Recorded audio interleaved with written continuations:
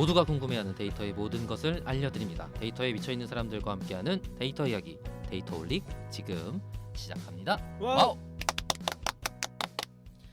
멤버 소개하면서 시작하도록 하겠습니다. 박 박사님, 네, 자동화 생각의 뇌가 기계로 바뀐 박 박사입니다. 반갑습니다. 반갑습니다. 네, 김 팀장님. 네, 데이터 분석으로 밥 먹고 사는 김 팀장입니다. 반갑습니다. 네, 혹시 소개 멘트 해주실 수 있으실까요? 카야님. 네, 데이터 분석가 카야입니다. 데이팅 앱 글램 운영하고 있습니다. 와우. 반갑습니다. 데이터올릭은 유튜브, 팟빵, 애플 팟캐스트에서 들으실 수 있습니다. 그 외에 저희도 모르는 다양한 팟캐스트 플랫폼에도 많이 올라와 있습니다. 그리고 팟캐스트 플랫폼에 다른 것들을 올리려고 준비도 하고 있습니다. 이 말을 제가 계속 열심히 하는 이유는 아직도 안 하고 있기 때문인데요. 빨리 열심히 해보도록 하겠습니다. 데이터올릭은 여러분의 후원으로 만들고 있습니다. 정기 후원, 수시후원, 구독과 좋아요가 많은 힘이 되고 있습니다. 정기 후원을 해주고 계시는 카카오뱅크 계좌로 정기 후원 해주고 계시는 귀동량님, 운누나27님 감사드립니다. 팟빵으로 정기 후원 해주시고 계시는 날아가는 오르크새님께도 감사드립니다. 후원 기자는 팟빵과 유튜브 공지사항, 채널 정보에 후원 기자가 있습니다. 녹음비, 편집비, 기획과 운영에 카페인 값으로 소중하게 사용됩니다. 방송을 모두 들어주시는 모든 분들께 감사드립니다. 감사합니다.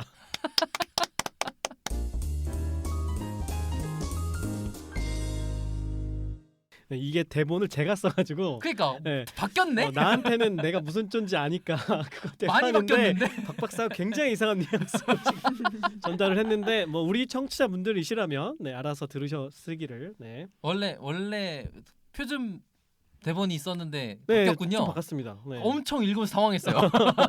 입에 안 붙죠? 네, 아까는 듣는 거라고 신경 안 쓰고 있었구나. 저희 멤버 근황 얘기하면서 시작해 보도록 하겠습니다. 뭐 지금 2회짜리 녹음하는데 근황이 그 사이에 생겼겠어요? 패스하시죠. 생긴 거 아니에요? 뭐가 생겼습니까? 카페인이 부족해요. 우리 카페인 지금 보충 안 됐나요? 네. 아닙니다. 지금 이대로 빨리 진행하는 게 맞는 것 같아요. 더 들어가면 제가 오늘 잠을 잘 수가 없습니다. 그래요. 적당히 먹어야 돼. 박 박사 카페인 너무 많이 먹어가지고. 맞아요. 이거 좀 어떻게 줄이지? 줄이는 방법이 좀 있어요? 카야님한테 한번 여쭤보죠. 카야님은 지금 그 마이크 밑에 코카콜라 2캔을 놓고 계시는데. 맞아요. 커피로 카페인 충전 안 하시고 코카콜라로 카페인을 충전하시는 카야님께 카페인 줄일 방법이 있는가? 저한테 그런 질문을 하신다고요? 장난치냐? 내 앞에 지금 캔 2개 있는데 이런. 지금 회사에 항상 코카콜라가 차 있는 이유는 카야님 덕분 때문이다. 아니 떨어진 적이 없대요 회사에서 콜라가. 진짜? 네. 이게 코카콜라만 되나요? 펩시는 안 되나요? 네, 코카콜라여야만 하고. 여야만 해요. 네, 지금 그러니까 누군가 전에 한번 코카콜라 제로를 채워두신 적이 제로. 있어요. 퇴사됐나? 퇴사 사유가 되는 것인가? 그때 이제 제가 많은 좀 난색을 표해서 지금은 이제 제로 콜라랑 일반 코카콜라가 이제 같이 항상 꽉 차 있습니다. 또 제로만 찾는 분들이 계신가 보네요. 그렇더라고요. 이해는 안 간다는 말투로. 제로는 좀 맛이 좀 싱거운가? 싱겁나요? 뭐 그렇게 느낄 수 있죠. 약간 좀 당도가 떨어지는 단맛이 떨어진다. 그런 차이가 또 있고요. 달아야 콜라지. 단맛의 감각이 좀 달라요. 약간 그런 느낌이에요. 약간 찝찝이한 단맛? 저는 그런 인상이었는데 저도 제로는 안 먹거든요. 안 먹어요? 제로를 먹을 거면 안 먹고 말지 이런 차라리 탄산수를 먹고 말지 이런 마인드라 제로는 잘 안 먹는데 하루에 몇 캔 정도 드세요? 하루에? 셀 수가 없어요? 셀 수가 없어. 셀 수가 없어. 왜 하늘을 보시지? 시간 단위. 오전에? 네, 뭐 막 그렇게 막 엄청 많이 먹지는 않고요. 그냥 뭐 복수를 마신다.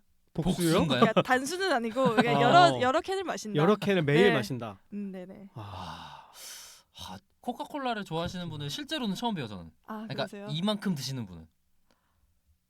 저도 전에 뭐 개발자들 중에 유명한 분들이 콜라 매니아들이 있다는 얘기는 들어봤는데 이렇게 앞에 캔 2개를 놓고 계시는 분은 실물로는 처음 뵀습니다. 저는 커피는 진짜 달고 사는 것 같아요. 저는 집에 그 1.5리터 텀블러가 있거든요. 1.5리터 텀블러로 오전 마시고 점심 먹고 커피를요? 네. 그다음에 1.5리터 텀블러 하나 더 떼와서 오후 마시고. 샷이 몇 개 들어가는 거예요? 1.5리터? 많이 넣진 않아요. 한 투샷인 것 같아. 투샷에 1.5리터요? 네. 그럼 거의 보리차 느낌. 아니요. 싱거운 보리차 느낌인가요? 투샷이 아닌가 봐 그러면. 그죠. 1.5 진하게 타서 1.5리터예요. 진하게 타서 1.5. 그러니까 보통 우리가 카페에서 마시는 정도 그죠. 느낌으로 1.5리터를 먹는다고요? 맞아요. 지금 제 앞에는 카페인 중독자 두 분이 앉아 계십니다. 자 이제 본론으로 넘어가시죠. 네. 지난 시간에 이제 카야님의 일대기 제 감상으로는 종잡을 수 없으신 분에 대한 이야기를 간단히 듣고 그 다음에 큐피스트라는 회사의 글램 서비스 데이터 프로덕트 총괄이시기 때문에 관련 얘기를 좀 같이 들었었습니다. 오늘은 회사 프로덕트에 대해서 조금 더 소개스럽게 그 분야가 어떤 곳인지에 대한 얘기를 간단하게 듣고 그 다음에 회사 저희가 지난 시간에도 이거는 그렇다면 데이터 분석가가 핵심이지 않냐, 기능적인 핵심을 담당하는 거 아니냐라고 얘기했던 매치 추천 알고리즘 쪽 얘기를 조금 나눠보도록 하겠습니다. 저희가 방송에서 추천 알고리즘을 다뤄본 적이 없었던 것 같아요. 생각해보니까. 맞아요. 그래서 오늘 약간 소개 추천 알고리즘이란 무엇인가라는 걸 현업자분께 같이 소개를 들을 수 있는 좋은 기회일 것 같습니다.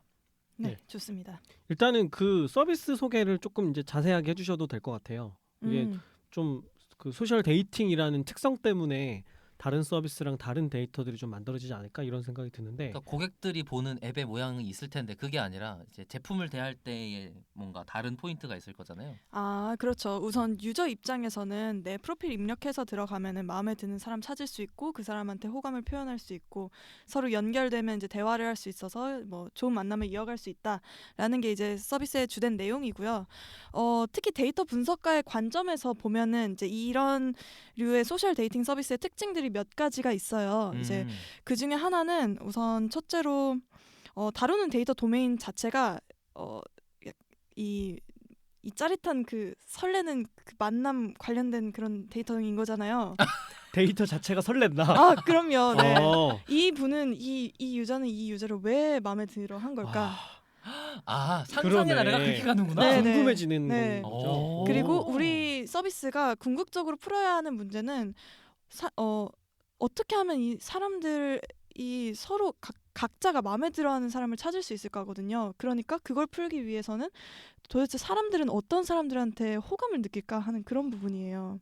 그걸 다 데이터화해서 쳐다보고 앉아 있는 거구나. 그럼요. 엄청 내밀하기도 하고. 네네. 그리고 이제 데이팅 서비스를 이용할 때 기본적으로 이제 본인의 프로필을 올려놓잖아요. 이제 그 면에서는 이제 그런 이제 분석을 하기에 필요한 기반 데이터가 되게 많죠. 우선 유저에 대한 정보가 그러네. 많아요. 네. 사람에 대한 정보를 굉장히 많이 갖고 있다. 네, 일단 뭐 예를 들면 그러니까 기본적인 인적 사항들 뭐 나이나 뭐 이 사람이 어디에 있는지 위치가 어떻게 되는지 자기 취향도 사진이라든지 그렇고. 본인의 관심사, 직업, 뭐 데이트하는 스타일, 뭐 종교, 뭐 음주 흡연은 하시는지 하면 어느 정도로 하시는지 그런 걸 우리가 이제 개인 정보인데 그죠? 개인 정보인데 그런 걸 제공할수록 내가 원하는 서비스를 받게 될 가능성이 더 높아지는 거군요. 고객 입장에서는. 네네. 들을수록 링크드인이랑 똑같네. 그러네. 링크드인도 그런 걸 잘 소개할수록 좋은 회사에 이제 가게 될 가능성이 높아지는 거니까. 그러니까 말이에요. 그쵸. 뭐 링크드인이랑 굳이 비교를 하자면은 거기에서는 이제 유저 정보들 중에서 본인의 커리어에 대한 정보들이 되게 많겠죠. 그죠. 대학교 어디를 뭐 몇 년부터 몇 년까지 다녔다. 근데 이제 소셜 데이팅 뭐 글램 같은 경우는 그거보다는 본인 자체의 그 관심사 뭐 이런 류의 취미생활, 정보들이 뭐. 되게 많은 거죠. 내가 누구인가를 보여주는 정보들이 굉장히 많은 거군요. 네네. 야씨, 저는 바로 그게 생각났어요. 마케팅 정보인데? 그걸 마케팅에 이용한다면 한다면. 그럴 수도 있겠네요. 그러니까 큐피스트가 직접 자기네 제품을 판다면 이렇게 좋은 정보를 갖고 있는 회사가 없는 거죠. 뭔가 그분이 좋아할 만한 제품을 가져다 드리기가 너무 좋다. 그치? 그 사람이 누군지를 알고 있으니까. 그렇죠. 그래서 그래서 갑자기 생각이 확 드네요. 아니 아까 그 로마인가요? 네. 네, 로마가 왜 생겼는지가 확 단번에 이해가 되는. 일단 로마가 뭔지 이게 입으로 넘어왔으니까 간단하게만 말씀해 주시겠어요? 로마. 글램이 이제 사람과 사람을 연결시켜 줌으로써 좀 어떻게 그 사람들의 외로움을 좀 해소시켜주는 역할을 하는 서비스라면 로마는 이제 나를 스스로 사랑하고 혼자서도 이제 외로움을 좀 해소할 수 있게끔 뭐 그런 니즈를 그러니까 문제를 좀 풀기 위해 존재하고요. 구체적으로는 이제 섹슈얼 라이프 스타일이라고 해서 성인용품을 포함한 이제 그런 라이프 스타일류의 제품을 다루고 있는 제품 개발 및 유통하는 브랜드입니다. 제작부터 판매까지 다 한다. 네. 근데 아마 그러니까 제가 그 생각이 들었던 이유가 지금의 트렌드랑 좀 맞물려서 약간 1인 가구 쪽 커머스를 해도 괜찮을 수 있겠다는 생각이 든 거죠. 예, 예, 예. 왜냐하면 이 사람의 취향이라는 게 계속 적극적으로 사용자가 계속 데이터를 내놓는 필드니까 그걸 가지고 뭔가 활용할 여지가 있지 않을까? 그냥 러프하게 그냥 듣자마자 생각난 아이디어고요. 당연히 실행이 훨씬 중요하다고 생각하고 있습니다. 네. 근데 그 글램 유저하고 로마 유저가 좀 겹치는 부분이 있나요? 어, 안 보셨나 봐. 뭐 겹치는 부분 글쎄요. 이게 막 뚜렷한 공통점이 있냐 하면 당연히 뭔가 나는 지금 좀 심심하고 외로운 마음이 있어 하는 분들이겠죠. 나는 이런 사랑의 욕망을 가지고 있는데 이걸 충족하고 사랑의 싶어. 욕망이라는 라는 공통점. 그런 본질적인 그 어떤 본인이 가지고 있는 니즈에서의 공통점은 있겠다만 뭐 그 외에 막 뭐 연령대가 비슷하다라든지 뭐 그런 거는 뭐 딱히 특별히 말씀드릴 그렇지 만한 건 않다. 없어요. 네. 그렇군요. 아까 말씀하셨던 것처럼 이제 고객이 자기의 개인정보라는 표현 좀 애매하고 자기라는 것을 디지털라이즈하는 행위를 이 앱에다가 직접 반복함으로써 자기가 더 취향에 맞는 사람, 소개가 잘 되는 사람을 추천을 받아서 그 다음에 그것도 연결돼서 즐거운 다음 단계로 넘어가게 만드는 과정이 있다 보니까 아까 그 부분이 되게 확 와닿았어요. 데이터를 보는 것만으로 설렌다. 그러니까 그러기가 쉽지 않지. 어떻게 그럴 수가 있지? 그 사람 자체로부터 나온 데이터들이니까 흥미를 아무래도 갖게 되는. 혹시 이런 것도 있을까요? 뭐 남자 쪽 그 사용자 경험이랑 여자 쪽 사용자 경험이 좀 다를 수도 있겠다는 생각은 들거든요. 아, 맞아요. 그게 사실 소셜 데이팅의 가장 큰 특징이라고 할 수 있어요. 데이터를 바라봐야 할 때 어떤 관점에서 보냐에서요. 어떤 면에서 다를까요? 남자와 여자? 뭐 예를 들면 이런 거예요. 다른 서비스 예로 뭘 들 수 있을까? 커머스라고 해볼게요. 뭐 아마존이라는 이제 웹사이트가 있는데 거기에서는 크게 이제 고객이 두 가지죠. 한쪽은 셀러고 한쪽은 이제 커스터머, 그 셀러의 제품을 구매하는. 그럼 두 사람의 니즈는 다르잖아요. 그리고 이 서비스를 이용하는 방식도 굉장히 달라요. 한 명은 팔기 위해서 있는 거고 한 명은 사기 위해서 있는 거니까 그런 식으로 이제 이해관계자가 두 그룹으로 나눠진 서비스들이 있는데 글램은 네. 그렇지는 않아요. 모두가 유저고 그렇죠. 마음에 드는 사람을 찾기 위해 들어왔으니까. 하지만 그 안에서도 이제 여성들이 하는 행동, 남성들이 하는 행동이 큰 차이가 있다는 게 이제 말씀드리고자 하는 부분인데요. 구체적으로 말씀을 드리자면은 네. 쉽게 생각하면 이거예요. 우리가 연애를 하고 싶을 때 보통 남자들이 먼저 대시를 하고 뭐 바람도 맞고 네. 뭐 클럽 가면 클럽으로 예를 들어볼게요. 클럽이라면. 클럽에 가면은 클럽이라면, 네. 여성들은 이제 예쁘게 계시고 이제 기다리고 있으면 남성들이 먼저 접근을 하고 거기서 실패를 또 경험을 하고 뭐 그런 과정들이 있겠죠. 과정들이 네. 있죠. 근데 반면 여성들은 일단은 나를 최대한 매력적으로 보일 수 있게끔 입고 이제 가서 이제 놀고 있으면은 많은 사람들이 이제 접근해 오고 나는 그 안에서 가장 뭐 괜찮은 사람을 이제 선택하는 입장이 돼요. 네. 네. 그러니까 이제 클럽에서의 남녀 경험이 다르듯이 유저 시나리오가 다르듯이 데이팅 앱에서도 비슷한 거죠. 이제 남성은 나랑 좀 잘 연결될 수 있는 사람을 찾기 위해서 서칭을 되게 많이 하는 거고 여성은 반대로 본인에게 호감을 보이는 사람들이 이제 많이 있으니까 그럼 그 중에서 이제 고르는 입장이고 그러다 보니까 이제 뭐 어쩔 수 없이 남성 유저들이 조금 더 이제 뭐 결제를 더 많이 할 수도 있는 적극적이다? 거고 네. 실제로 페이드 유저의 비율이 남자가 더 높은 편인가요? 네, 맞습니다. 네. 왜 클럽도 남자만 유료 옛날에 그런 거 있지 않았나요? 그렇죠. 여자는 무료 입장 이런 거 그런 거 있었던 것 있었죠. 같아. 그러니까 수요가 좀 다른 거라고 봐야 되나? 공급이 다른 거구나. 그럼 이런 거네요. 남자들은 찾아 나서는 거고 여성분들은 걸러내는 입장인 거고 이렇게 보면 되는 건가요? 뭐 거칠게 요약하면은 그게 거칠게 맞고요. 요약하면. 사실은 그게 그러면 이게 뭐 생물학적인 차이에 의한 거냐 하면 그건 아니고 이제 본인이 얼마나 이제 본인을 좋아하는 사람이 얼마나 많은 사람인가. 그게 무슨 얘기야? 내가 좋아하는 사람이 얼마나 많은가? 이건 친구가? 제가 표현하기 좀 어려워서 이건 네네. 좀 넘어가겠습니다. 아, 네, 네. 네, 그렇고 알겠습니다. 이게 좀 예민한 문제가 있을 것 같아, 그죠? 네, 네. 남녀간의 문제이기 때문에 뭐, 네, 그럴 수 있을 것 같아. 아니 근데 그것도 궁금한 것 같아요. 벌써 5년이나 지났잖아요. 네. 그러면은 그 남녀의 행동 양상이 그 사이에 전체적으로 달라진 것도 있을까요? 5년. 어. 5년이면 연애 많이 트렌드 같은 게 달라질 달라졌을 수도 있잖아. 수도 있을 것 같네요. 5년이면. 사실 10년이 근데- 돼야 되는데. 근데 뭐 남녀의 관계라는 것이 네. 뭐 그렇게 짧은 시간에 확 안 바뀔 것 같기도 하고 잘 모르겠네요. 이게 뭐 데이터로 드러나는 게 있나요? 서비스 운영하시면서? 우선은 뭐 너무나 자명하게 이제 5년이라는 시간 동안 보여진 가장 큰 변화는요. 시장이 컸다. 시장이 가장 컸다. 크죠. 글램도 유저가 뭐 굉장히 늘어났고요. 그리고 음. 데이팅 앱을 사용하는 이제 한국 사람들도 주변에 점점 더 많이 보이잖아요. 우선 그게 가장 아, 크고요. 그러니까 글램이라는 서비스가 확장되는 것도 있고 아예 이런 데이팅 앱 자체를 이용하는 사람 전체가 커졌다라는 말씀이신 거예요? 그쵸. 뭐 우리 주변에서만 음. 봐도 예전에는 뭐 데이팅 앱 쓴다고 하면 하는 사람이 일단 별로 안 보였을 거예요. 내가 이거 쓰는 사실도 다른 사람한테 알려주기 좀 꺼려지고 하는 그런 마음들이 있었는데. 쓰는 사실 노출되는 거에 대한 꺼려짐이 이해가 됐어요. 네. 저는 뭔지 알 아직 것 같아. 뭐 누가 쓴다는 얘기를 개인적으로 들어본 적은 없어요. 그쵸, 그 그쵸. 매체를 통해서 많이 접하지만 내 주변 사람들이 쓰는 얘기는 들어본 적이 맞네. 없어요. 근데 지금은 그거에 대한 거부감이 많이 적어졌다? 그쵸. 예전에는 오. 어느 정도였냐면은 야 데이팅 앱에서 누구 만난다고? 야 너 그러다 장기 털려. 막 뭐 거기 그렇지. 이상한 사람들밖에 그래 없어. 맞아. 막 이런 시선들이었단 그 말이죠. 사람이 누굴 줄 알고 거기 가서 만나 네, 네. 이렇게 되는 거죠. 네. 아 장기 털려. 화 와닿네. 장기 맞습니다. 장기 가서 해야지. 그리고. 네네. 근데 이제 점점 이 온라인을 통한 이제 만남이 뭐 만남의 어떤 큰 이제 방식 요즘 시대의 만남의 방식으로 자리 잡았다라는 점이 우선 가장 크고요. 약간 자리 잡았다라는 건 일반화됐다는 얘기예요? 어, 새로울 게 없다? 그런 식으로 사람을 만나는 게? 대중화되고 있다라고 아니 보죠. 그게 신기한 일은 아니다. 아주 특이한 건 아니다. 뭐 있을 수 있는 일이야 정도로. 네. 그리고 그렇구나. 데이터 분석적인 면에서 5년 동안 뭐 또 시간 흐르면서 바뀐 게 있냐 하면은 있어요. 그 여성 혹은 남성들이 선호하는 상대방의 나이대가 달라졌어요. 뭐? What? 어떻게요? 그러니까 예를 들면 많아졌나?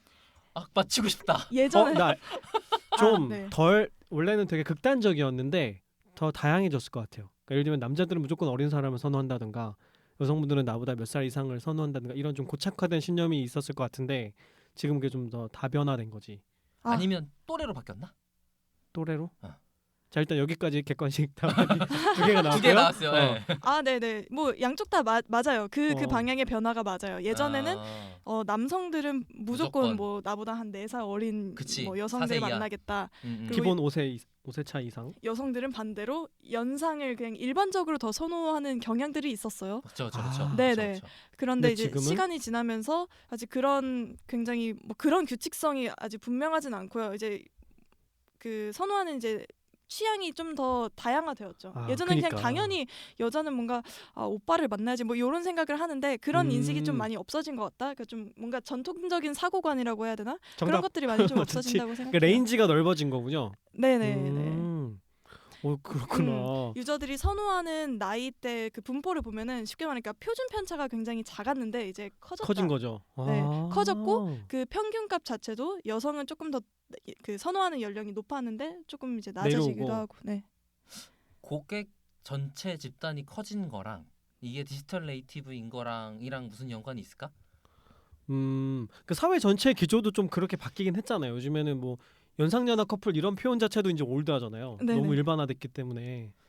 그런가? 그럴 수도 그렇죠. 있을 것 같네요. 어. 근데 5년 동안에도 그런 차이가 체감된다는 게 참 신기하네요. 그러니까 그때 초기에 시장 유입 유저가 가지는 바이어스가 있을 것 같다는 개인적인 생각은 우선 들고요. 그러니까 당시에 그것을 사용할 정도의 사람이라면 그때 그걸- 5년 전에 그 사람들이 특이하다. 뭐 특이한 굉장히 사람들만 아. 사용했을 거다라는 생각이 드는 거지. 원래 음. 전체적으로는 그냥 대표성이 없는 사람들은 아니었을까? 이런 질문인 거군요. 그죠. 어느 한쪽으로 편향돼 있는 대표 값을 가지고 있는 사람들이었지 않았을까? 근데 지금은 더 많이 일반 사회를 대표하는 사람들이다. 그치. 그럴 수도 있겠네. 그럴 수도 있겠네요. 근데 뭐 지금 회사 사회 전반적인 분위기 좀 변경된 게 있으니까 그거를 반영된 걸 수도 있겠다라는 생각을 해볼 수도 있는 거 같고요. 그런 게 그 서비스 운영하면서 그런 세대의 변화 같은 게 느껴진다는 것도 참 재밌는 것 같아요. 이게 사람을 상대하는 데이터니까 이런 걸 알게 되는 것 같기도 하고. 맞아요.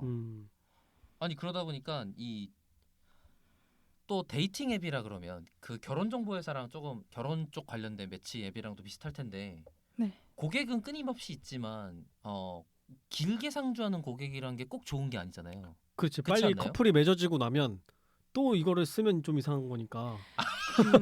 자주 써. 계속 쓰냐 너? 이렇게 되는 거죠. 나 만나고 있는데 이런 게 되는 거 아닙니까? 그쵸. 그 우리 앱에서도 유저분들이 그렇게 막 자기소개 써놓는 분들이 있어요. 빨리 탈퇴하고 싶어요.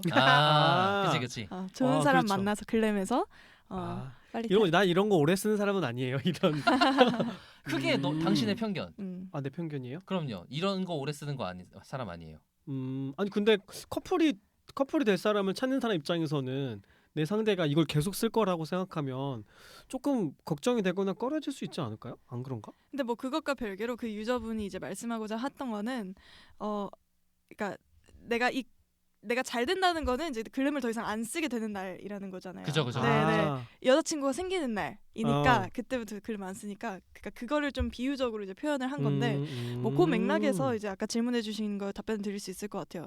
우리 앱에서 한 2년 동안 매일 접속하신 분들이 그러면 좋은 유저 경험을 하고 있느냐에 대해서는 생각의 여지가 있죠. 네. 그 사람 입장에서 그러네. 사실 매치가 안 된 성공을 거니까. 2년 동안 성공 못했다는 얘기잖아요. 그래서 되게 모순적이네요. 이거는 DAU가 높아야 되지만 오래 쓰는 유저일수록 잘 재미 없어하는 유저인 이런 게 되는 거네. 그러니까 데일리 사용자 숫자는 굉장히 높으면 좋지만 그게 대부분 신규 사용자였으면 좋겠는 거지. 정말 모순적이다. 그리고 리텐션이 높으면 안 돼. 그러네. 이거 어떻게? 서비스 어떻게 끌 이거 거야? 어떻게 하지? 어떻게 하지? 일단 사람을 새로 계속 유입하는 걸 전략으로 취해야 되는 건가요? 그럼 일단, 고객 타겟군이 어떻게 되는 거지? 타겟군이요? 네, 그러니까 들어올 사람들.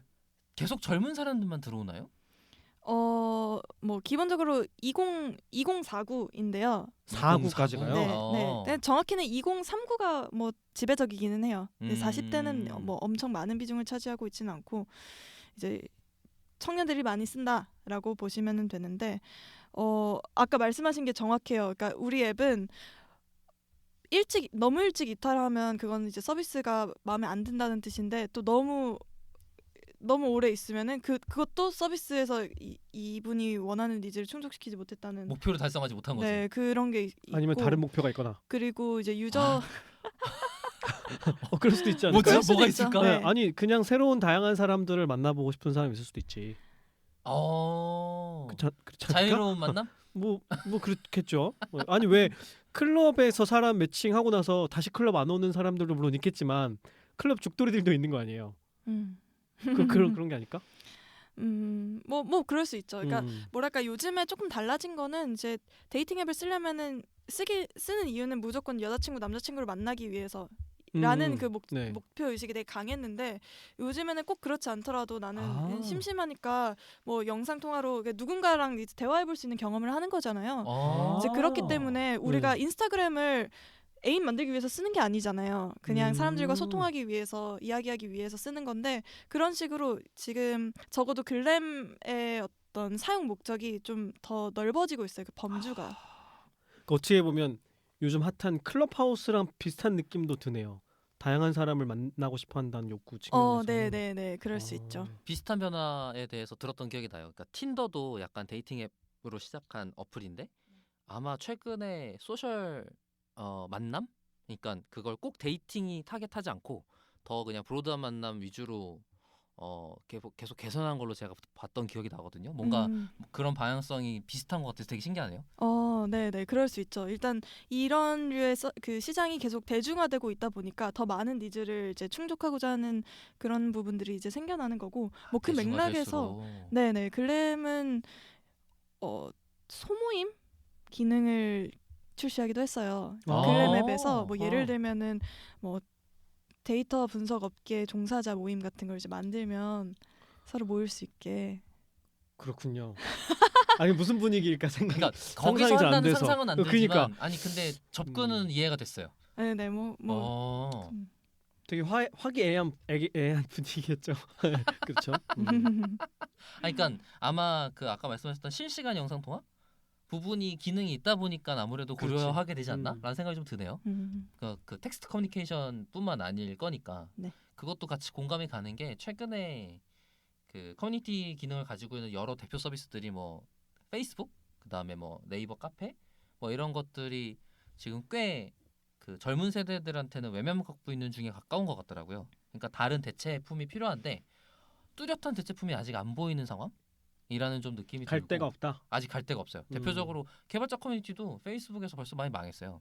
제가 알기로는. 그러다 보니까 다른 대체 커뮤니티에 대한 니즈가 있는 상황인 것 같은데 그게 아름아름 다른 데 이미 퍼져 있기 때문에 눈에 안 띄는 게 아닌가 싶은 생각도 같이 들고 지금 얘기를 들어보니까 그래서 그게 와 여기 지금 많은 사람들이 그런 걸 충족시켜 주려고 노력하고 있구나 라는 생각이 좀 많이 들었습니다.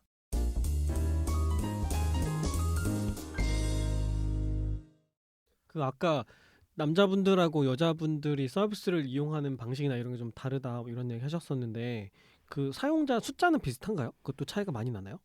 사용자 숫자 뭐 그쵸 남성분들이 좀 더 많기는 해요. 조금 더 많다. 네네. 근데 그거는 되게 좀 중요한 문제거든요. 예를 들면은 남성이 100명 있고 여자가 1명 있는 데이팅 앱은 헐, 그걸 어떻게 해? 100명에게 한 명을 추천해 주는 거지. 그쵸 한 명만 추천될 수 있으니까 이게 원활하게 돌아갈 수가 없어요. 그렇기 때문에 그 성비에 대해서는 저희가 직접 통제를 하고 있어요. 어떻게 통제를 하냐면은 저희가 이제 온라인 마케팅을 통해서 신규 이제 유저들을 이제 모객을 하는데 마케팅 활동들을 하는데 그럴 때 이제 그걸로 성비 조절을 해요? 네네네 아, 타겟팅을 음, 여성분들만 더 하든지 뭐 이런 여성분들 식으로. 더 이제 더 모셔오면은 아, 그 유저 경험이 더 좋아지니까 그런 것들을 이제 어떻게든 좀 신경을 많이 쓰는 편이죠. 성비를 맞춰야 되는 문제가 있군요. 생각하지도 못했다. 그러네. 진짜. 다른 서비스는 이걸 고민해 볼 일은 없을 것 같은데. 그쵸.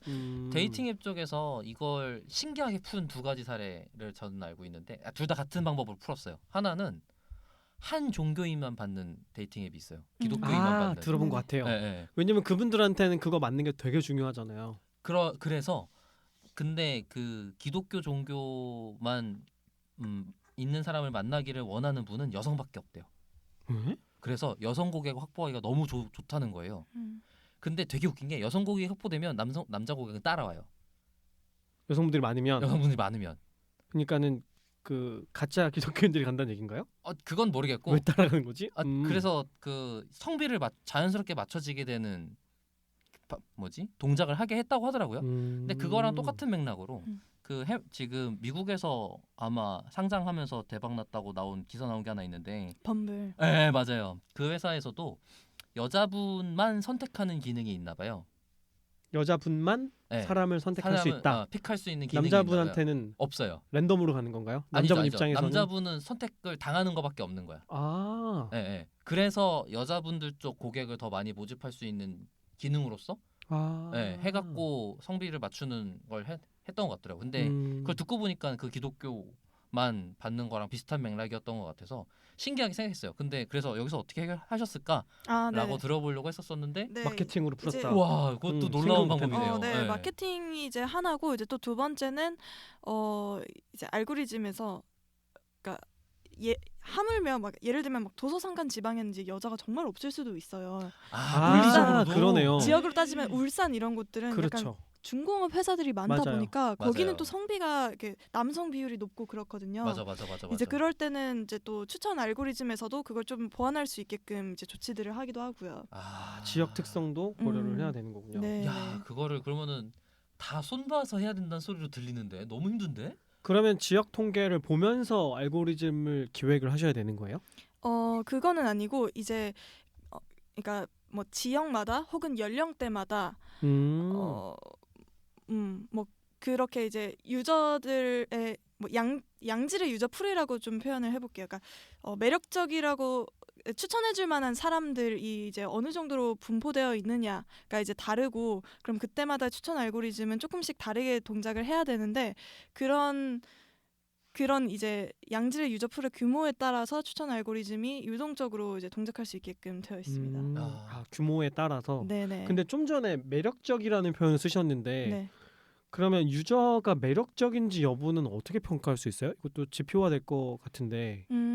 지표가 돼야 알고리즘이 될 거 그렇죠. 아니야. 줄지 말지를 결정하는 기준이 있어야 될 테니까. 뭐 지표가 되어야 할 수도 있고 아닐 수도 있어요. 이거는 그 매력을 어떻게 정의하느냐에 따라 다른데요. 우선 제가 이제 매력이라고 표현한 것은 이제 특정 사람이 이제 좋아할 만한 사람인가, 그러니까 이거는 사람에 따라 기준이 다르겠죠. 그래서 이게 평가하기가 되게 일단 어려워요. 그러니까요. 매력을 어떻게 해? 네. 어렵지. 그러니까 일괄적인 기준이라는 게 있는가 싶기도 하고 애초에 사람마다 매력의 기준이 다 다를 수도 있잖아요. 아니 그러면 이제 결국에는 또 아주 없는 것도 아니고. 추천 알고리즘 얘기를 안 할 수가 없는데 네네. 이게 가장 만만한 가장 사람들이 많이 겪는 추천 알고리즘의 결과물은 왓챠인 것 같아요. 왓챠. 영화를 점수를 매기면 내가 좋아할 만한 걸 알려주잖아요. 그러면 가장 단순하게는 봤던 프로필을 보고 점수를 매기면 그러니까 좋아요 누른 사람들의 공통점이 내가 생각하는 매력이다. 이렇게. 그렇게 되지 않을까요? 어때요? 뭐 그것도 이제 한 가지 방법인 거죠. 네네. 이게 우리가 생각하면 제일 쉬운 방법이죠, 이게. 그러니까 그죠? 그 가장 많이 봤던 네. 거니까. 그러면 혹시 추천 알고리즘이라는 거에 대한 개론적인 소개를 간단히 좀 부탁드려도 괜찮을까요? 일단 뭘 추천해야 되는 거죠? 글램에서는요. 우선 그냥 일반적인 추천 알고리즘이라는 것은 글램을 배제하고 이제 특정 사람이 만족할 만한 대상을 이 수많은 대상 안에서 찾아주는 거죠. 그렇죠. 예를 쇼핑몰 들면, 같은 거. 쇼핑몰 네. 같은 거 제품이 뭐 1,000개, 10,000개 이렇게 있는데 그 중에서 이 사람이 좋아할 만한 것을 찾아서 이제 시스템 상에서 그걸 뽑아서 제안을 해주는 것을 이제 추천 알고리즘의 결과물이라고 보는 건데요. 이제 글램 같은 데이팅 앱에서는 결국 우리가 가지고 있는 것은 그러니까 보여줄 수 있는 대상은 사람들이에요. 정확히는 유저들의 프로필인 거죠. 상대방. 그러니까 물건을 추천해 주는 게 아니라 사람을 추천해 준다. 네네. 사람을 추천해줘요. 이 사람 어때요? 하면서 그 사람이 좋아할 만한 사람을 우리가 찾아서 내어주는 거고 그 글램의 추천 알고리즘은 그러면은 사람마다 다 이제 취향이 다를 텐데 이거를 어떻게 만족시켜줄 수 있을까를 이제 풀고 있는 거죠. 근데 이게 되게 문제가 뭐냐면 신기하네. 추천된 당사자가 그 사람도 취향이 있어. 그러니까 이거 서로가 오케이를 해야 되는 거잖아요. 그쵸. 한쪽만 오케이하면 안 되고. 네 맞아요. 그러니까 커머스를 예로 들어볼게요. 아마존이라는 그 스토어에서 네. 저한테 예를 들면 콜라를 추천을 해주면 네. 내가 콜라가 마음에 들었어. 그러면 구매를 하면 돼요. 네. 콜라는 나를 거절하지 않아요. 그렇지. 네. 콜라는 의지가 없잖아. 네, 콜라는 나를 거절하지 않는데 데이팅 앱에서는 내가 이 남성 유저분이 너무 마음에 들어서 좋아요를 보내도 그분은 저를 마음에 들어하지 않을 수도 있잖아요. 그러면은 이게 그럼 그런 상황이 발생한 게 과연 좋은 추천인 건가에 대해서 생각을 해보게 되는 거죠. 그러니까 말이야. 양쪽이 각각 좋은 추천을 받았어. 근데 그게 양쪽의 교집합일 때만 좋은 추천일 수 있는 거잖아요. 그렇죠. 그럼 너무 희귀해지지 않나요? 맞아요. 그래서 뭐 그러네. 사실 까다로운 거고 그러다 보니까 이 추천 알고리즘이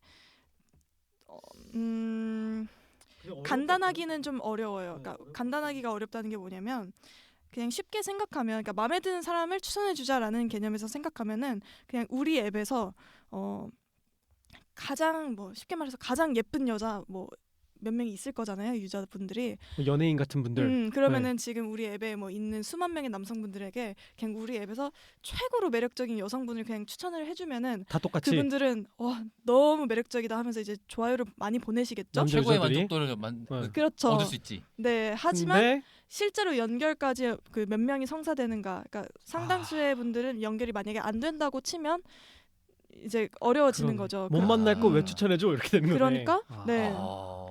추천을 할 때 저한테 사람을 추천해 준다면은 제 카야나라는 사람이 이 사람을 마음에 들어 할까에 대한 그 답을 찾아야 되는 거고 반대로 그 사람은 카야를 마음에 들어 할까 또 간구할 수 없는 거죠. 그러니까 좋아하느냐 여부를 떠나서 성사될 가능성이 있느냐 이것도 네. 같이 봐야 되는 거군요. 그걸 바라보는 알고리즘의 프레임이 달라질까요? 그러니까 성사될 거냐라고 보는 거랑 완전 다를 것 같은데? 얘의 추천과 얘의 추천이 서로 성공적일 거야를 바라보는 거랑 두 개가 다를 수도 있겠다는 생각이 들거든요. 아예 상반될 수도 있을 것 같은데? 그렇지 않을까? 그러니까 이제 성공적인 추천의 정의를 뭘로 하느냐에 따라 다른 거죠. 거기부터 해야 돼. 네네. 성사 아닐까요? 성사된다. 실제로 연결이 성사되는 그거 거. 아닌가요?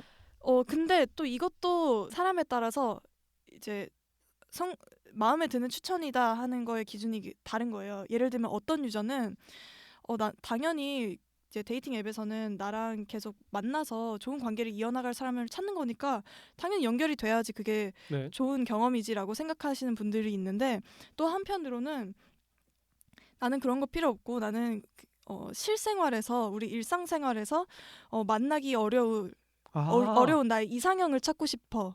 아. 나는 그게 더 중요해라고 하시는 분들도 있어요. 아 성사율이 아. 중요한 게 아니고 내가 본 사람이 너무 마음에 들어야 되는구나. 그거를 더 중요하게 아주 생각하시는 드물더라도. 분들도 있는 거죠.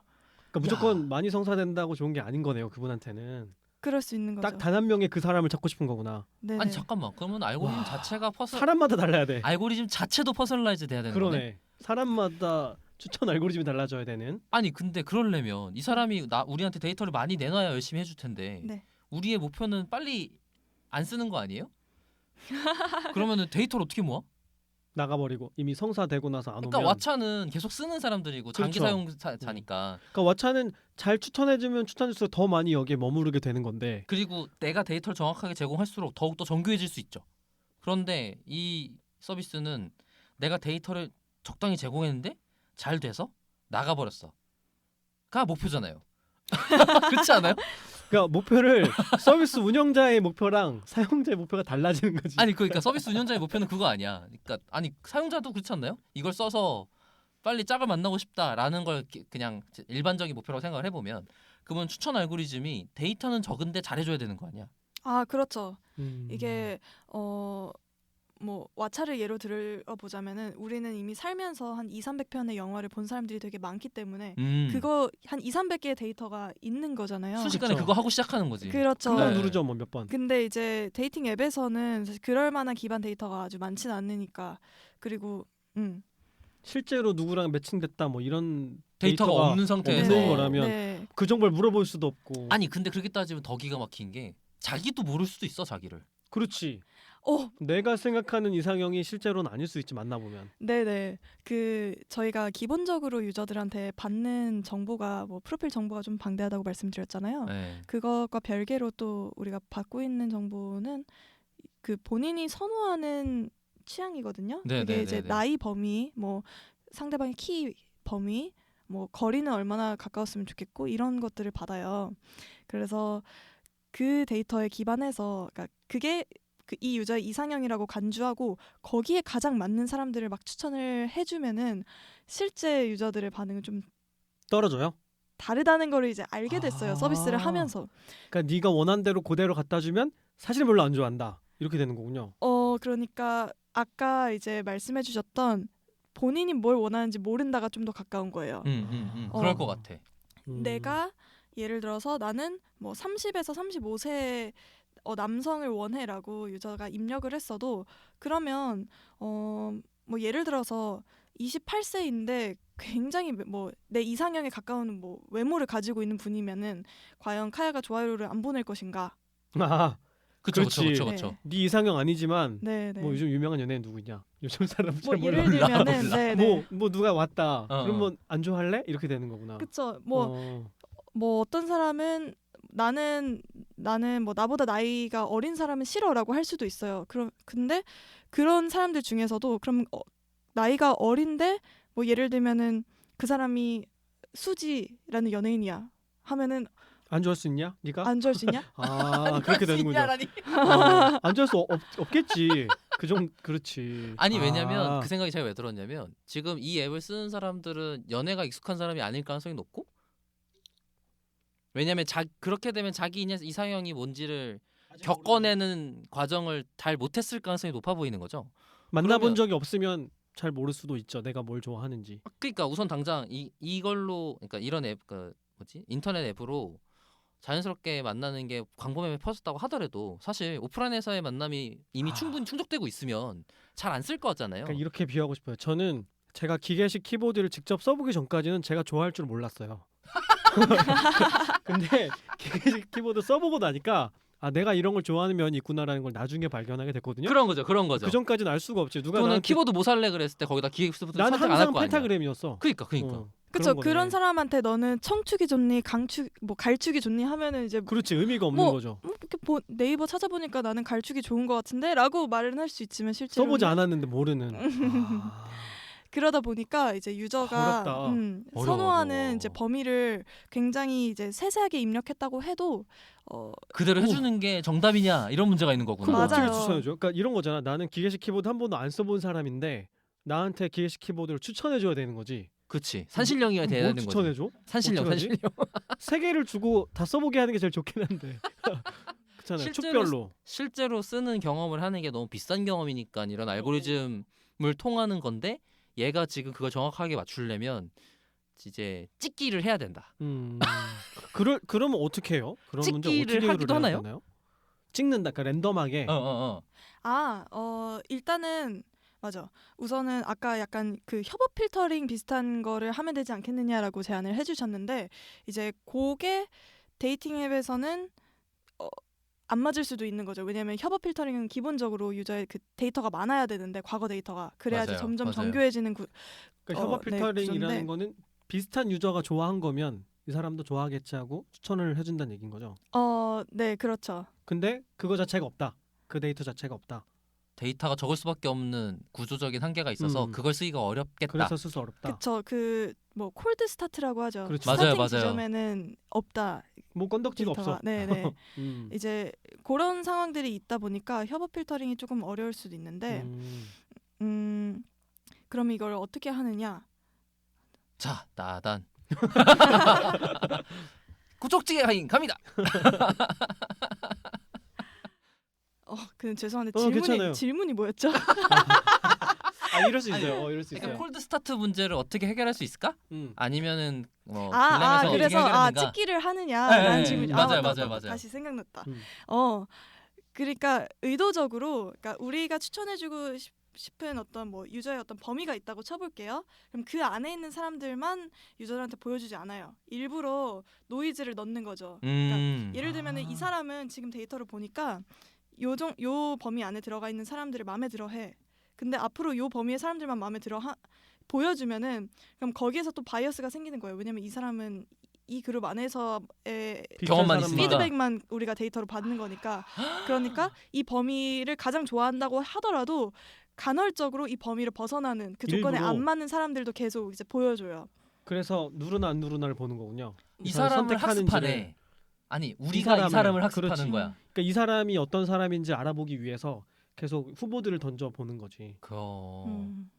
아니 근데 네. 뭐지? 여전히 데이터가 적지 않나? 왜냐면 그게 수익 구조 중 하나잖아요. 이 사람한테 이 사람 괜찮아요?라고 물어보는 게. 그렇죠. 너무 많이 던져줄 순 없다. 왜냐면 하루에 3번 추천해 주거든. 그렇지. 근데 우리가 더 하기 위해서 5번 추천해 주면 풀을 소비하는 개념이 되기도 하거니와. 그러니까 랜덤 데이터를 몇 %로 섞을 거냐 뭐 이런 문제가 되겠네요. 그러니까 그 기회가 너무 소중하지 않나요? 되게 고민을 많이 해보신 것 같네요. 30개 깔았다니까. 정말 네.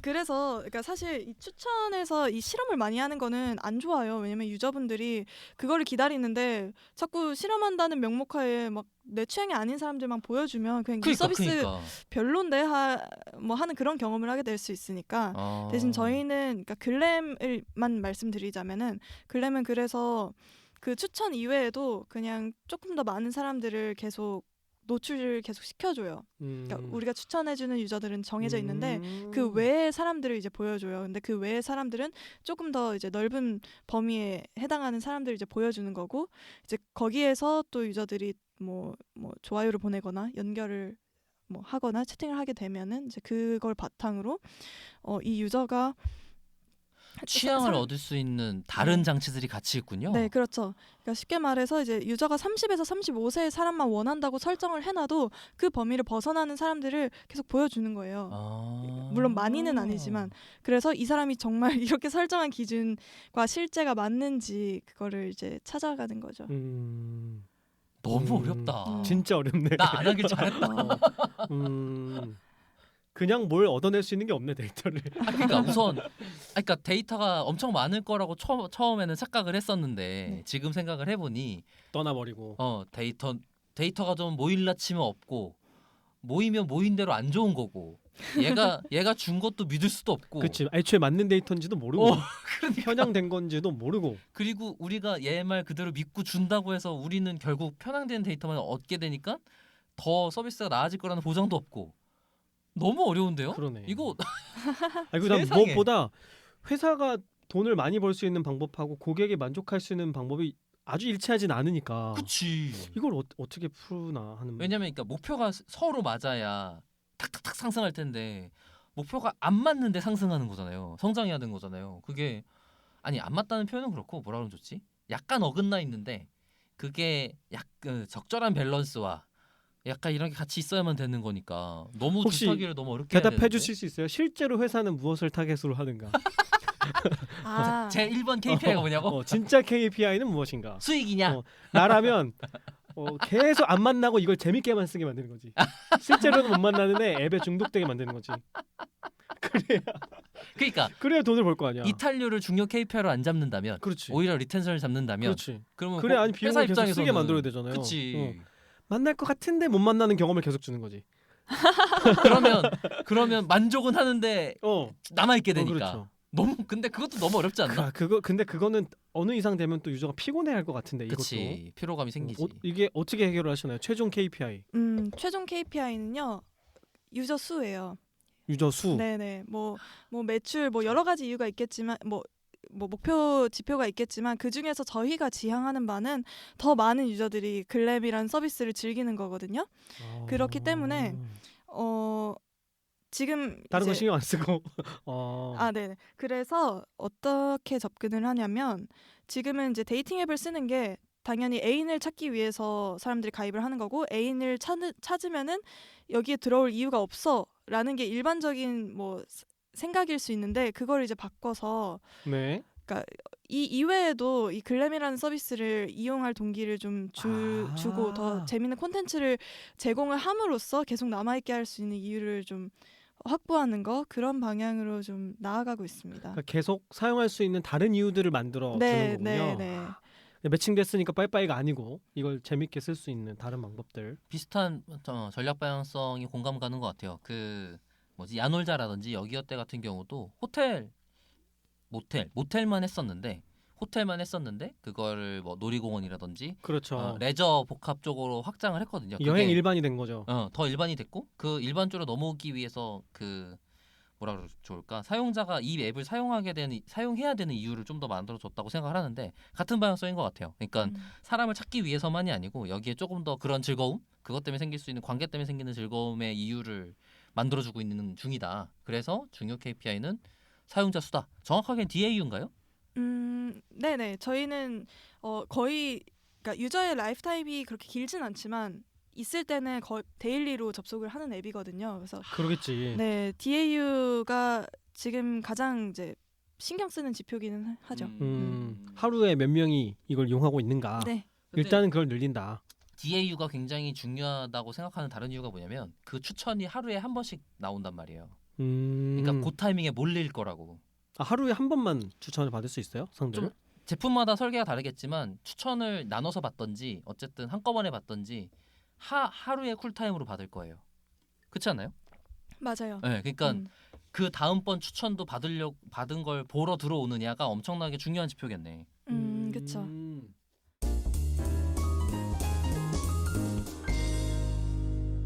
그것도 궁금했어요. 그 취향이라는 게 너무 다양할 텐데 내가 이런 사람을 뭐 찾는다라는 걸 거기에 뭐 이렇게 기록을 하나요? 아니면 뭐 슬라이드 바 같은 게 있어서 몇 점부터 몇 점 사이에서 찾아주세요. 뭐 이런 게 있는 건가요? 어떻게 되는 거예요? 둘 다 있어요. 둘 다 앱에는 있어요? 본인이 뭐 어떤 사람을 찾고 있는지 그냥 글로 쓸 수도 있고요. 텍스트로. 그거는 그거를 저희가 분석해서 알고리즘에 반영하는 정도는 아니지만 그것도 있고 그러니까 뭐 나이나 키, 뭐 위치 이런 것들은 내가 선호하는 조건을 설정을 할 정량 수도 지표들이 있고요. 있고. 네. 그리고 이제 실제로 추천 알고리즘에서는 그것보다 더 이분의 마음 내면에 있는 취향을 찾기 위해서 지금 노력을 하는 거고요. 그러니까 앞서 말씀드린 것처럼 본인이 이제 30대 초반을 선호한다고 설정을 해도 실제 데이터는 안 그런 경우가 있다고 했잖아요. 이제 그런 걸 좀 찾으려고 하는 거고. 그러면 그러한 정량 지표들은 이 사람이 누구를 선택했는가 여기서 나오나요? 이 사람이 누굴 좋아하느냐가? 뭐 누구한테 호감을 표현했는가, 누구랑 그리고 실제로 연결되는 사람들은 또 어떤 사람들인가. 그러니까 앱을 사용하면서 나온 데이터들이 근거가 되는 거군요. 네. 프로필에 있는 것들이 핵심이 아니고. 그렇기도 하지만 뭐- 그거를 기초로 하고 있겠지만 네, 네. 두 개를 다 사용하신다는 네, 두 개를 거군요. 다 사용하면서 이제 음. 조금 이제 고도화를 하고 있는 거죠. 처음에는 유저가 입력한 그 고지고대로에 맞춰서 시작을 추천을 하고. 해줬다면 지금은 이제 서비스를 하다 보니까 이거보단 더 좋은 방법이 있을 것 같다라고 생각이 들면서 계속 바꿔나가고 있는 거고요. 그 아. 외에도 국가마다 혹은 연령대마다의 또 일반적인 좀 선호들이 있어요. 예를 들면요. 예를 들면 한국 남성 유저들은 뭐 단발을 좋아해 이런 건가? 키가 뭐 한 180에 가까운 여성들을 선호하지 않는 경우들이 있어요. 아. 네. 문화적인 그렇지만 차이를 네, 말씀하시는 뭐 거군요. 미국에서는 사실 그런 걸 별로 구애받지 않는 분들이 또 많을 수도 있는 거고.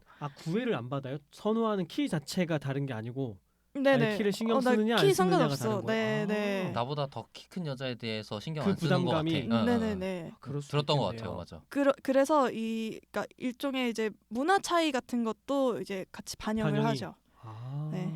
이런 것도 있을까요? 저는 지금 아까부터 계속 콜드 스타트 문제가 꽤 심각한 이슈인 것 같아서 이 사람이 입력한 정보를 가지고 어떤 특정 고객군 프로파일이 미리 정해진 게 있어서 그걸 기준으로 먼저 테스트를 진행할 것 같거든요.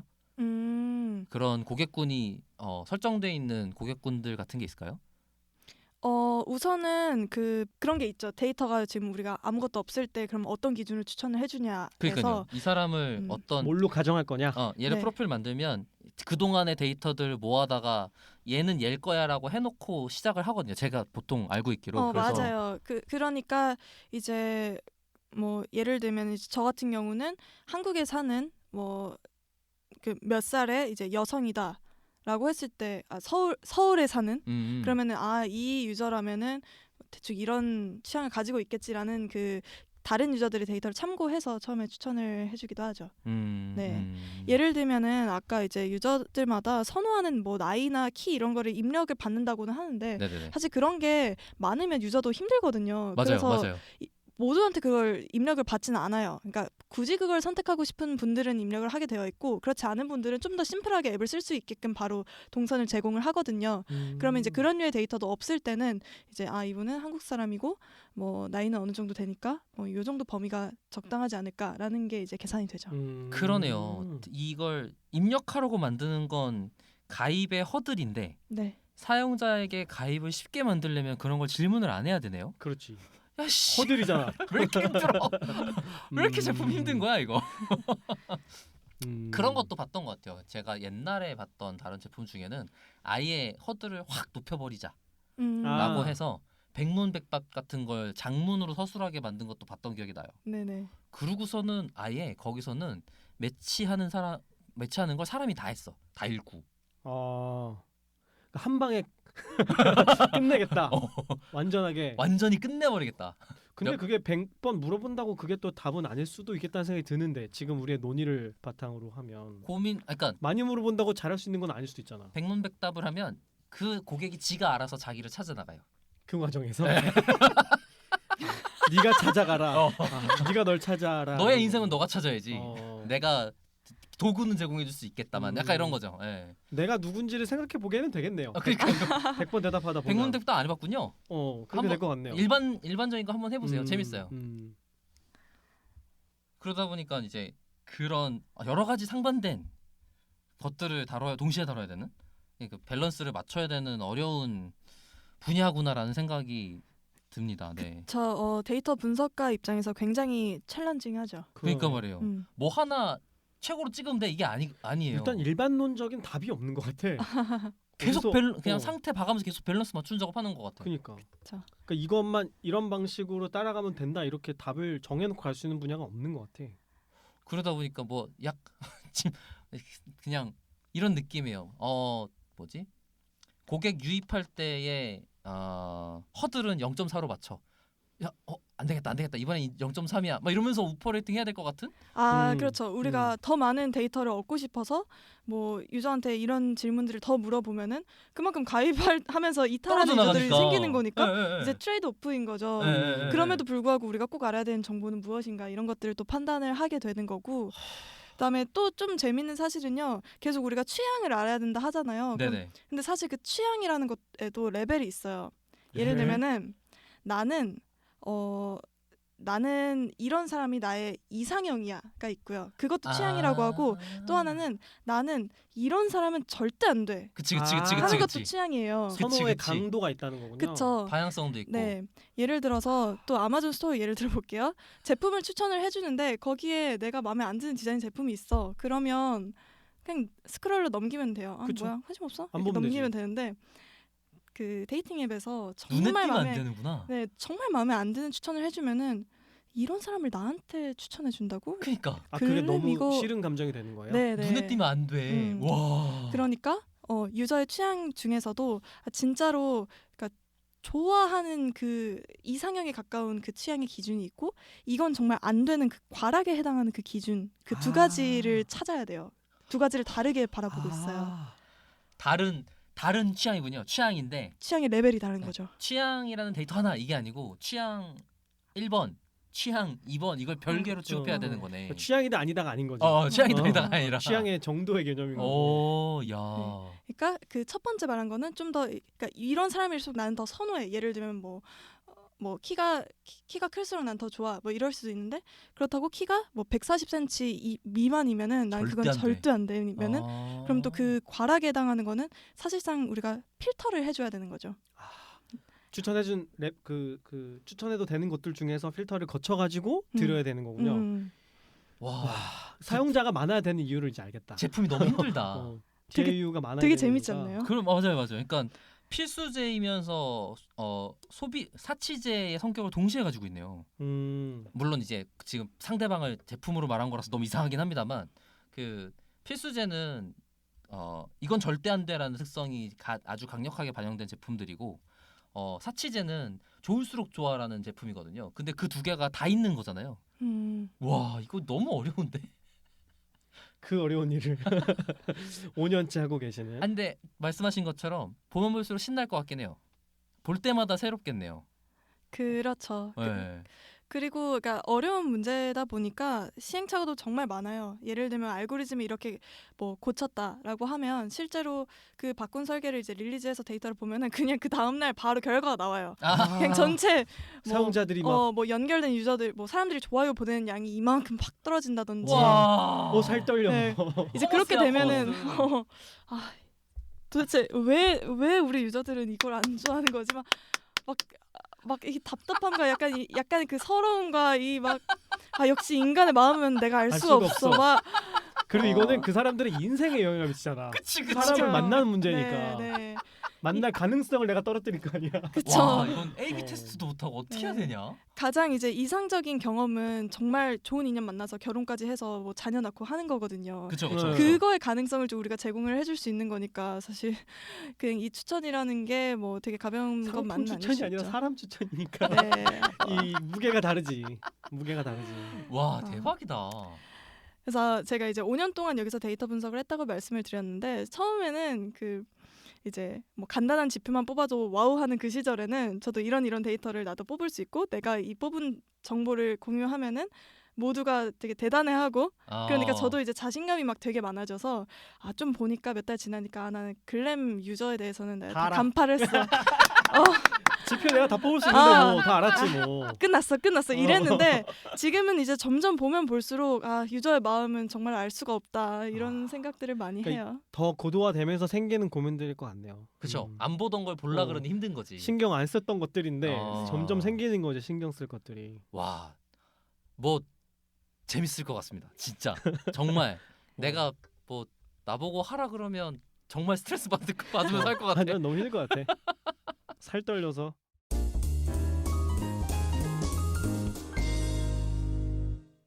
벌써 시간이 이렇게 됐어요. 근데 지금 벌써 추천 얘기 뭐 뒤에도 할 얘기 되게 많았습니다만 궁극적으로 사실 재밌게 들을 수 있는 얘기는 어쨌든 핵심은 한 것 같다라는 생각이 들어서 오늘 얘기는 여기서 마무리를 하고 카야님 또 모실 수 있는 기회가 있으면 좋겠다는 생각이 우선 1차적으로 드네요. 그러면서 김 팀장님 이번 2화 소감 들어보도록 하겠습니다. 네. 저는 그 질문을 참느라고 애를 많이 썼어요. 중간중간에 아. 물어보고 싶은 게 굉장히 많은데 그러면 그러면 이게 우리가 준비된 얘기를 다 나누지 못할 것 같아서 그 제 전공이 심리학이거든요. 아, 그러시구나. 그래서 뭐 매력이나 뭐 성격이나 이런 것들을 어떻게 정의하는가 이런 거에 관심이 많아서 그런 걸 어떻게 지표하시는지 이런 게 너무 궁금한데 이러면 안 끝나 안 끝나. 끝이 안 날 것 같아서 많이 참았는데 어떻게든 제가 또 모셔서 궁리를 좀 해야겠다는 아 그러니까요. 그런 생각을 했습니다. 고주제만 도 재밌겠는데. 그니까요. 사람들이 좋아한다는 것은 어떻게 또 지표할 수 있는가 뭐 이런 것들. 아까 간단하게 나오긴 그러니까. 했습니다만 그것도 퍼스널라이즈 해야 된다. 그럼 저도 간단히 소감을 해보면 뭐 마지막에 얘기한 것 같아요. 재밌을 것 같습니다. 너무 재밌을 것 같아요. 아, 아까 말씀드렸잖아요. 채용 공고가 있다고. 뭐 진짜 그냥 그 데이터 보는 거에 그 데이터 분석하는 게 게임일 것 같은데 거의 게임 수준일 것 같아요. 거기 그냥 매달려서 이러고 보고 있을 것 같다는 생각이 들어요. 그래갖고 그게 특히 말씀하신 것처럼 바로 피드백이 돌아오니까 그런 부분에 있어서 뭐 힘든 것도 같이 있을 것 같은데 재밌어 보이네요. 와 그거를 즉각적으로 할 수 있는 환경 구축도 재밌어 보이고 그렇게 돼 있는 상태에서 계속 많은 분들을 더 사랑의 욕망을 실현시킬 수 있도록 도와드릴 수 있는 일들을 한다는 게 그리고 그런 상상의 나를 펼치면서 한다는 게 너무 데이터를 바라볼 때 즐거운 기억이 될 것 같아서 너무 지금 재밌게 들었습니다. 그러니까 내가 일을 잘해도 기쁨이 되게 크고 음. 못해도 좌절이 되게 크고 뭐 이런 굉장히 드라마틱한 이런 일인 것 같아요. 맞네요. 좌절도 크네. 근데 모르셨죠? 그러니까 그냥 소개팅 앱에 이런 류의 기술적인 챌린지가 있을 거라는 그러니까 생각 자체가 이런 잘 게 안 고민일 들잖아요. 거라고도 생각을 못했어요. 네. 그러니까 이렇게 상반된 것만 쫙 있어 힘들 거라고는 상상도 못했던 것 같아요. 굉장히 재밌습니다 이 분야. 아니 지속적으로 계속 이 분야에서 그러니까 데이팅 앱에서 데이터 분석가로 이렇게 오래 일을 하시는 분도 희귀하실 것 같고 덕분 이렇게 나와주셔서 한국에는 없을 거예요 아마. 저보다 오래 데이터 분석, 데이팅 앱을 많이 해보신 분은. 그러니까 말이요. 기간으로 경력자로 따져도 이만한 분이 없지 않을까. 거기다가 더 대단한 건 직접 데이터 프로덕트 총괄이시기 때문에 의사결정이 다 들어간 거야. 직접 그런 경험까지 다 해보신 거야. 그러니까 와 깜짝 놀라네요. 진짜 들을 때마다. 혹시 카야님께서는 오늘 방송 마무리하시면서 어떠셨는지 소감 간단히 해주셔도 될까요? 네, 우선은 이제 이런 류의 고민들을 이제 저는 회사에서 거의 혼자 하거든요. 네, 그러니까 뭐 한두 명의 이제 사람들이랑 이런 거 이제 어떻게 풀어낼까를 이야기를 했었는데 이렇게 또 두 분이랑 또 이야기를 나눌 수 있으니까 더 신나는 경험이었습니다. 회사 일을 여기서 얘기하는 거 신나하신다니. 야 참. 이거 말했잖아 이상하신 분이라니까. 그러니까 이거 신난단 말이야. 그렇게 지긋지긋하게 고민하던 거 또 얘기하고 있는데. 그렇군요. 저희 그래서 지금 이제 마무리해야 될 시간이 돼서 카야님 소감까지 들었고요. 저희 진짜 괜찮으시다면 한 번 더 불러도 괜찮을까요? 네네 뭐 말씀해 주세요. 네, 네. 그 청취자분들이 아마 방송 들으시고 저처럼 질문이 굉장히 많이 생기셨을 것 같아요. 그러니까 댓글 질문 그래서 많을 것 같아. 그렇죠. 그리고 또 데이팅 앱을 써보신 유저분들도 꽤 많이 계실 것 같고, 그러니까 데이터를 거기서 들은 얘기들도 나오겠구나. 그렇죠. 그러니까 데이터 쪽에 관심을 갖고 학습하는 분들 중에도 데이팅 앱 경험자들이 있을 테니까 그죠. 그분들의 얘기도 한번 들어보고 싶네요. 질문을 좀 댓글이나 이런 걸로 주시면 저희가 또 더 다음번에 모실 수 있는 시드를 삼아서 한번 연결해 볼 수 있도록 노력을 해보겠습니다. 네. 그러면 우선은 오늘은 아쉬우게 마치는 걸로 해볼게요. 마쳐도 될까요? 네. 데이터 릭은 더 재밌는 컨텐츠를 가지고 다음 방송에서 다시 인사드리겠습니다. 감사합니다. 감사합니다.